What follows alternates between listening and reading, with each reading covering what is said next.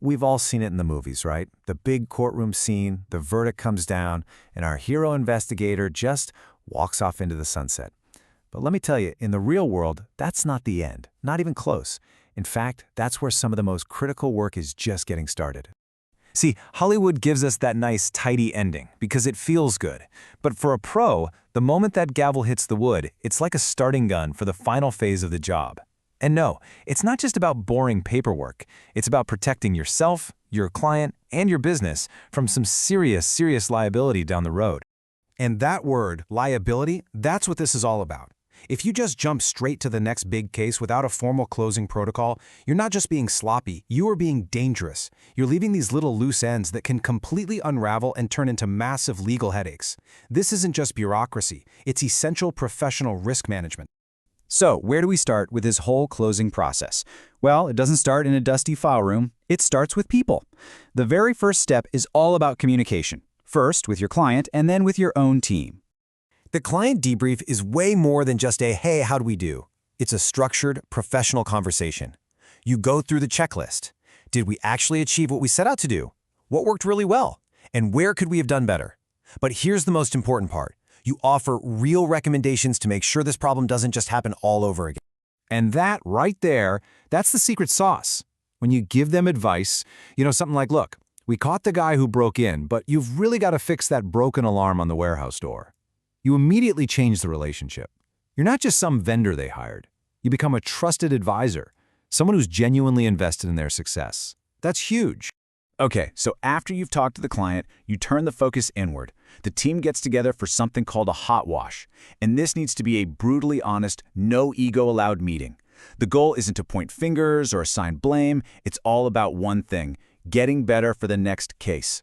And the process for this is simple, but it's incredibly powerful. 3 steps. First, what went right? You got to celebrate the wins. Second, what went wrong? Maybe your two-way radios died in the middle of a parking garage. And third, and this is the most critical step, what is our corrective action? You don't just say the radios failed. You say, we are ordering new radios, and from now on, our procedure is to test them in a basement before every operation. See the difference? That's real improvement. All right, so once the human element is squared away, it's time to deal with all the physical and digital stuff you collected, the evidence.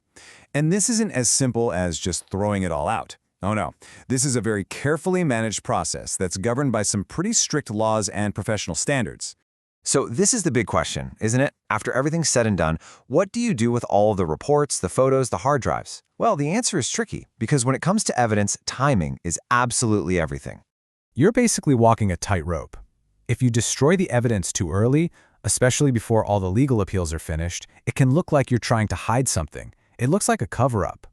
But if you hang on to it for too long, that file cabinet or that hard drive just becomes a ticking time bomb, a data security risk waiting to be hacked or stolen. And this timeline shows you that this is a long-term game. It doesn't end with the trial. You have to wait until the case is fully adjudicated. Then you have to wait for the appeals period to officially end. Then you have to hold it for a legally required retention period, which can be anywhere from 3 to 7 years. And only then can you even think about getting rid of it. And when that day finally comes, you have to do it right. We're not talking about just tearing up paper. We're talking cross-cut shredding. You don't just drag a digital file to the trash. You wipe it to Department of Defense standards, or you physically destroy the drive. Physical items? They either go back to their rightful owner or they're permanently destroyed. And here is the golden rule through all of this. You document everything.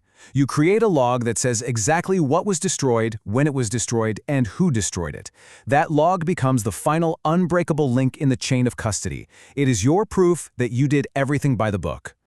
Okay, we've debriefed the people, we've dealt with the evidence. This final stage is all administrative, but it's where your ethics and your organization really shine through to officially put the case to bed. Let's talk about money for a second. Imagine your client paid you a $5,000 retainer to get started, but when all was said and done, your final bill was only $4,000. So what happens to that extra $1,000? The answer is simple. It's not a negotiation. It must be returned to the client, and not, whenever you get around to it. Promptly. That money was never yours to begin with. It's what's called unearned funds, and holding on to it is a massive ethical red flag. Because keeping that money leads to this very serious ethical breach called commingling of funds. That's when you mix your client's money in with your own personal or business accounts. And let me tell you, that is one of the fastest ways in this business to lose your license and completely destroy your reputation. So after you sorted out the money, there are just a few final clicks to lock this case down.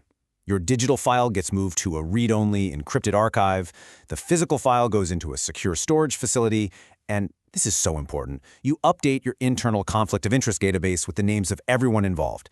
That's going to save you from major headaches on future cases.